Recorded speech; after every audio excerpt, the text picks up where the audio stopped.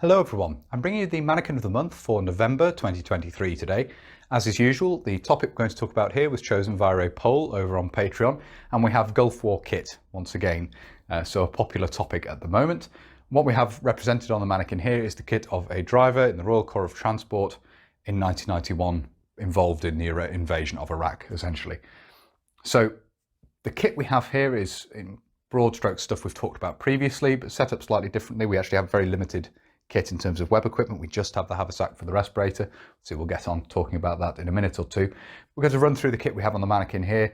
It's an interesting contrast obviously between the desert DPM of the body armour and helmet and then the temperate or green DPM of the MBC suit itself. So quite an interesting contrast and looks quite interesting on the mannequin from that point of view. So in terms of headgear, we have here the Mark 6 ballistic nylon helmet, the standard British combat helmet of the period, with a desert DPM cover. And this is fairly typical by this point. Not all troops, even right towards the end of the war, got the desert DPM covers for the helmets, but it was pretty common by the end, so we have that here. Obviously there was a sort of prioritisation of frontline troops receiving the desert DPM equipment, and that was most apparent in the MBC suits. So the vast majority of non-teeth arms received, or were still using the green DPM MBC suits, as we can see here. So we do have a desert DPM cover on the helmet there. In addition to that, we have a set of goggles on the helmet, and these are Scott goggles, really designed as a set of skiing goggles, but these were purchased in large numbers and used in the Gulf. And this particular pair are quite plain black frames to them and plain black elastic strap on them there as well, but some of those you see in photographs actually have the Scott branding quite brightly on the straps and so forth. Used extensively, and certainly in motor transport not unusual to see these in use and up on the helmet like this when not required. So we do have a pair of those Scott goggles there, quite an iconic element of British kit in the Gulf. Over the top of the MBC suit we have body armour, of course. We've talked about this extensively previously on the channel. This is the lightweight combat body armour, and you have here of course the utility pocket and the dressing pocket on the front there. In the desert DPM cover there was of course a green DPM version of this as well, a temperate DPM version of the cover for this initially, and then the desert DPM covers were introduced for use in the Gulf. So we have that here worn open, as you can see, and this was quite common to see from the point of view of ventilation and the bulk of the clothing worn underneath. Certainly there are many photographs showing chaps who've opted to keep the front of their body armour open, and obviously this could be easily closed using the Velcro if the need arose, if you were going into action or a dangerous area. So for the rest of the time it's worn, it's giving some protection, but wearing it open like this does give a little bit of ventilation, and as I say, it is very common to see in photographs of the time for troops who weren't involved in frontline operations. So just a note here, and that's why I've decided to show it this way on the mannequin. So the lightweight combat body armour there, as we've talked about in previous videos. We'll see a few more details of this as we move the mannequin around, of course. And then underneath, another reason for keeping this open, you can see the MBC suit underneath, and this is of course the Mark IV MBC suit in green or temperate DPM. Closes down the front with a zip and Velcro. You have pockets on the chest. You have various other features which we'll see as we turn this round. Of course, there is an integral hood, and the cloth which this is covered in is a thin layer of camouflage cloth over the charcoal impregnated cloth, which actually provides the protection which is underneath this. So inside there is a much thicker layer of cloth. This thinner outer layer just provides the camouflage finish for the suit. You can see here as well down at the waist, or around the hips rather, you have Velcro tabs that draw that in around the bottom there. We'll perhaps see those in a little bit more detail as we move this round as well. You can also see at the front of the mannequin here the strap coming round here for the respirator haversack, which is carried round on the hip, and we'll see more detail of that in just a moment, of course.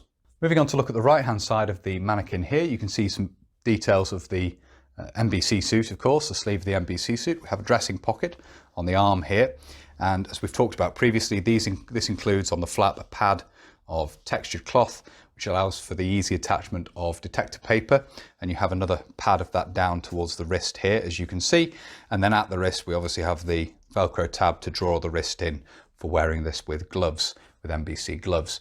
You can see details, if I lift this out of the way, the side adjustment for the body armour, and this has straps doubling back through plastic loops at the back here and then onto the Velcro here to give plenty of adjustment there. And you can also see the adjustment tab down here on the MBC smock as well. You can see that there, section of the soft Velcro or touch and close here, and then a tab made of the hooked Velcro or touch and close there to allow the sort of hips of this to be adjusted and drawn in. So that's the right hand side of the mannequin now. We'll move this around to have a look at the back.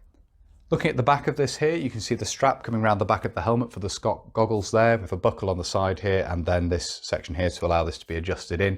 As I say, these are essentially civilian goggles pressed into service, a particularly plain pair in this instance. You often see them with the Scott name on the strap. That's missing in this instance, it's just plain black. So these are a particularly plain example of these goggles. You can see the hood for the MBC smock sticking out from underneath the helmet there, and then obviously the back of the body armour here. You have those nylon straps coming around from where the side adjustments attach on each side, so just running around the back there. And then you can see the side profile of the respirator haversack there. You have the string, which was initially intended for securing this and stabilising it around the waist, obviously not in use, so just tucked away in the little pouch made for that purpose there on the side of the haversack. We'll have a look at that in a bit more detail now. We'll have a look at the left-hand side of the mannequin. Looking at the left-hand side of the mannequin here, you can see we have some more details to look at on the MBC suit here. Something we have talked about previously, of course, are the details of the MBC suit, but we'll run over them again here. You can see we have a pen pocket on the arm here, again, the flap having that textured cloth for the attachment of detector paper, and we again have that down towards the cuff there, and obviously the cuff adjustment there, as you can see. If I lift this out of the way, you can see again the side adjustment on the body armour here, and then the respirator haversack carried on its own strap around the waist. The strap is simply looped around the waist and then clipped onto the D-ring on the back to secure this, so it's worn essentially on its own waist belt. And this means that you always have it with you. And of course, even when full equipment was worn, the respirator haversack would be carried separately on its own strap. So if the rest of the equipment was removed, as we have here for a driver, you still have the respirator haversack with you at all times. That's the intention of this. This would of course contain the S10 and the various decontamination items and so forth in there, and just carried around on the hip, as you can see here. This is the older version of nylon haversack, which had initially been used with the S6, but was used with the S10, obviously used alongside the 1958 pattern equipment, as opposed to the newer design, which was intended for use with the personal load carrying equipment. That's the respirator haversack carried around on the hip there. So I do hope you found it interesting looking at this.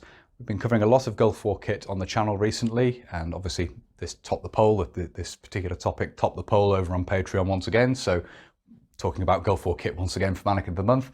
There will be more Gulf War era content coming up, looking at boots and so forth, so hopefully it will remain interesting. It's certainly been nice to have this set of equipment on the mannequin. It's a little bit different having a set of equipment supposed to represent a soldier from non-teeth arms, as it were, from supporting arms from the Royal Corps of Transport.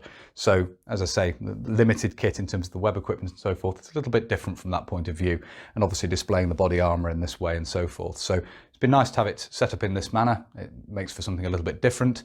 So as I say, I do hope you found it interesting looking at this as well. If you have and you'd like to see more of this sort of thing, please do consider subscribing to the channel if you haven't already. And whether you're newly subscribing or you've previously subscribed, please do make sure you hit the little bell, the notification button down below, and that will of course alert you when I upload future videos. If you really like my uploads and you would like to support the channel, you can. Both Patreon and PayPal are linked down below. And as I always say, a massive thank you to everybody who supports the channel using those two methods. It really is greatly appreciated, as I always say. Thank you all very much indeed. If you'd like to follow the channel on social media, you can. Facebook, Instagram and Twitter are all linked down below, and there will of course be photographs of this posted up over there as well. And if you'd like to get in touch with me but you don't really use social media, there is of course an email address down in the description as well. That's everything for this video, so until next time, bye for now.